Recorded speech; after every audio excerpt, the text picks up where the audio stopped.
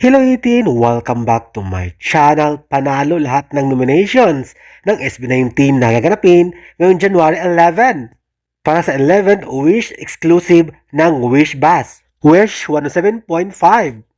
Panalo ang SB19 sa Pop Performance of the Year para sa kantang Damn! Congratulations! Ballad Performance of the Year ang kantang Time. Of course, panalo yan! Next, Pop Song of the Year ang kantang Dongka ng SB19 of course. Panalo din. Congratulations! Next, Song Collaboration of the Year Umaaligid. Kasama dyan si Miss Sarah Geronimo with SB19. Panalo!